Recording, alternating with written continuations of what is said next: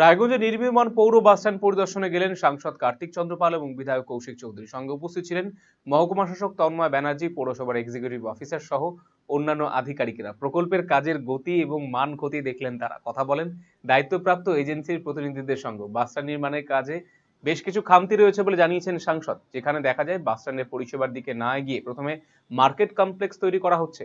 তাই আপাতত মার্কেট কমপ্লেক্সের কাজ স্থগিত রাখার নির্দেশ দিয়েছেন সাংসদ। সংবাদ মাধ্যম মুখোমুখি সাংসদ বলেন, রায়গঞ্জ পৌর বাসস্ট্যান্ডের কাজে বেশ কিছু জায়গায় খামতি দেখা গেল। এখনো পর্যন্ত সীমানা প্রাচীরই তৈরি করা হলো না। আরো অনেক কিছু সুবিধে এই প্রকল্পে ধরা নেই, কিন্তু সেই সমস্ত বিষয়ে আগে এখানে মার্কেট কমপ্লেক্স তৈরি করা হচ্ছে। তাই আপাতত মার্কেট কমপ্লেক্সের কাজ স্থগিত রাখতে বলা হয়েছে বলে জানিয়েছেন তিনি। বাসস্ট্যান্ডের পুরো প্ল্যানিং পর্যালোচনা করা হবে এবং দপ্তরের ঊর্ধ্বতন আধিকারিকদের সঙ্গে আলোচনা করে আরো কিভাবে স্ট্যান্ডকে উন্নত করা যায় সেদিকে নজর দেওয়া হবে। পাশাপাশি এখানে একটি ফ্লাইওভারের কাজও শুরু হবে বলে জানিয়েছেন সাংসদ।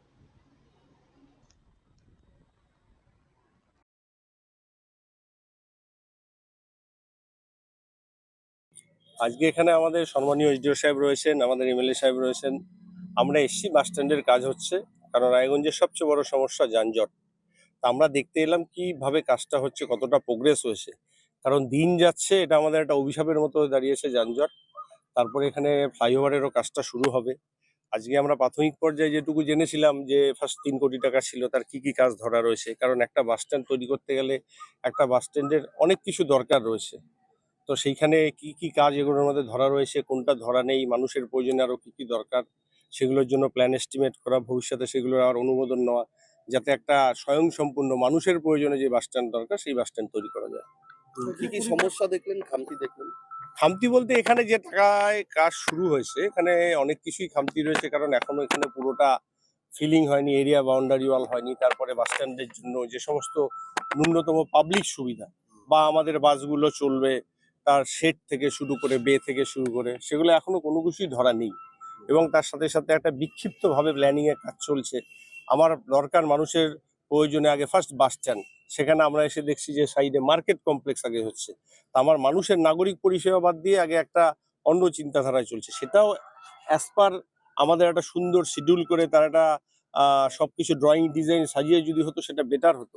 তো সেখানে সেইভাবে হচ্ছে না। এখন যে প্ল্যানিং এ আছে এজেন্সি সেইভাবে কাজ করছে। আমরা এসডিও সাহেব আমাদের আসেন, উনি বললেন যে আপাতত এই কাজগুলোকে একটু স্টপ রেখে আমরা দেখি বেটার কিভাবে বাস স্ট্যান্ডটাকে আরো বেশি বিউটিফিকেশন করা যায়, মানুষের প্রয়োজনে গড়ে তোলা যায়। সেই জন্য আমরা আগামীতে আমাদের যারা ইঞ্জিনিয়ারিং সেকশন রয়েছেন নিয়ে, আমাদের সম্মানীয় এমএলএ সাহেব রয়েছেন, তিনি ইউডিএমএ তে কথা বলবেন, এনবিডিতে কথা বলবেন, এসডিও সাহেবও বলবেন, আমরাও বলবো আমাদের যেখানে দরকার, যাতে একটা মানে পুরোপুরি বাস স্ট্যান্ড, যে বাস স্ট্যান্ডে সমস্ত ফেসিলিটি দরকার, আধুনিক মানের বাস স্ট্যান্ড, সেই বাস স্ট্যান্ড আমরা গড়ে তোলার চেষ্টা করব। সম্ভাবনা রয়েছে না, আপাতত সেন্ট্রাল বাস স্ট্যান্ডের এখন সম্ভাবনা নেই, কারণ এটা যেহেতু রাজ্যের ব্যাপার রয়েছে।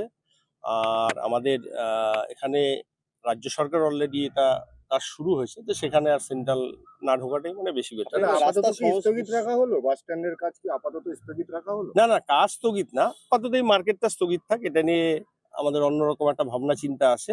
বাকি যে কাজগুলো চলছে, যেগুলো দরকার সেগুলো, তবে আমরা যেটুকু দেখেছি এই যে ছোট ছোট অনেক অফিস টাইপের হয়েছে, এগুলো বড়ই ছোট। এবং তার সাথে সাথে এদের যে আমি স্ট্রাকচার শুনলাম, যেগুলো ধরুন একটা বিল্ডিং এর অনেক কিছু ক্যাপাসিটি হয়, G+3, 4, 5।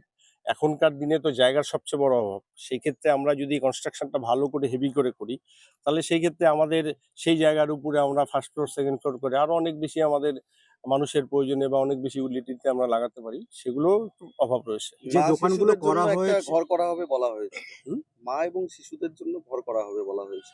না না, বাস স্ট্যান্ডে, যে কোনো বাস স্ট্যান্ডে ফিডিং রুম মাস্ট, সেটা দরকার। সেটা আমাদের মানে একটা আধুনিক বাস স্ট্যান্ডের ক্ষেত্রে সেটা থাকবেই, এবং সেই প্রায়োরিটি থাকবেই। কি আসে না আসে আমরা ফাইনালি এলবিডিডির সাথে কথা বলবো।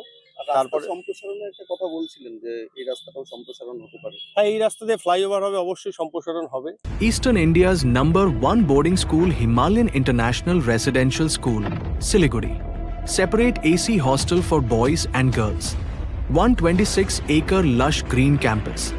World-class sporting facilities. Admission open for session 2026-27. Hurry up. Limited seats.